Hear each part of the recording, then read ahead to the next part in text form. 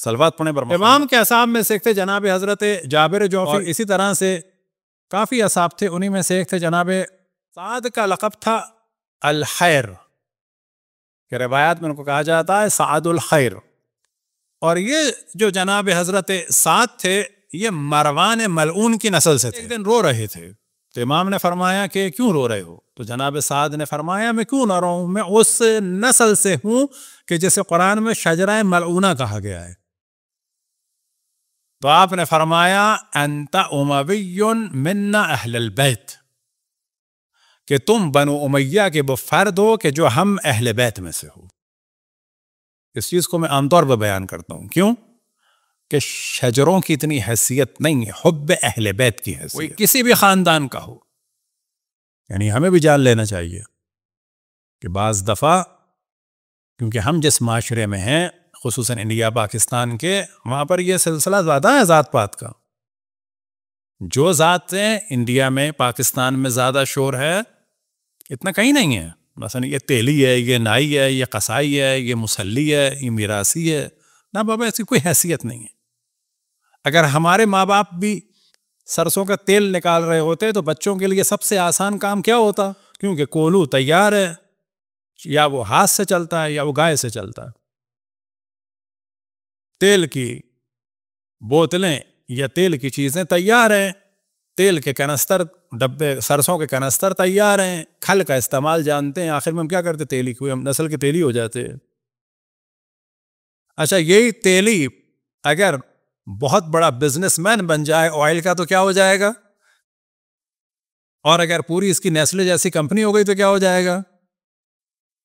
تو پھر کیا ہو گیا؟ نسلن نیسلے ہو گیا. یہ بری چیز ہے. اور خصوصاً انڈیا پاکستان میں ہم دیکھتے ہیں لوگ انسلٹ کرتے ہیں، یہ مسلی ہے، یہ میراثی ہے، یہ تیلی ہے، یہ نائی ہے. ہم کیا ہے ذات کے؟ مثال کے طور پر جو بینک والا ہے وہ کیا ہے؟ ذات کا بینکر ہے.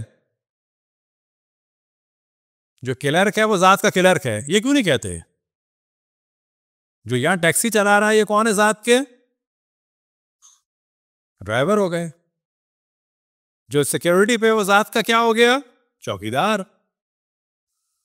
اگر اپنے آپ کو نسلاً ڈرائیور کہلانے کو تیار ہے کوئی برائی ہے ڈرائیور بننے میں، کوئی برائی نہیں.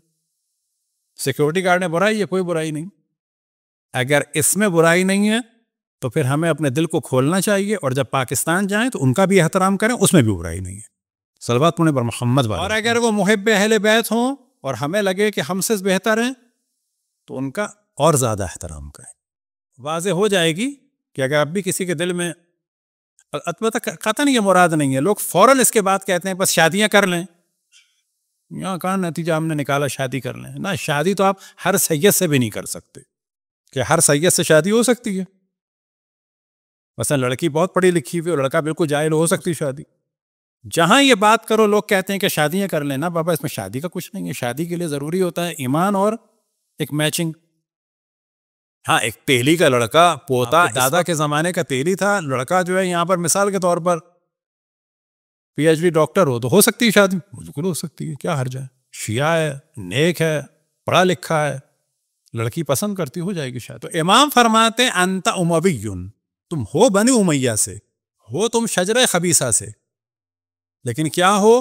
من اہل. امام نے ان کے لیے فرمایا تم ہم اہل بیت میں سے ہو. وجہ کیا ہے؟ تم ہم سے محبت کرتے ہو تو تمہارے بنو امیہ کے شجرے سے، حتیٰ تم مروان کے شجرے سے ہو، کوئی مسئلہ نہیں ہے. ہمارے ساتھ ہو، ہمارے ہو. اس کے برعکس امام علی نقی علیہ السلام جعفر کذاب کے لیے کہتے تھے کہ یہ فرزند نوح کی طرح سے ہے، یعنی اپنی اولاد ہے لیکن فرزند نوح کی طرح سے. بس معلوم ہوا کہ اصل معیار کیا چیز ہے؟ معرفت امام اور اطاعت امام. صلوات پڑھیں بر محمد و آل محمد.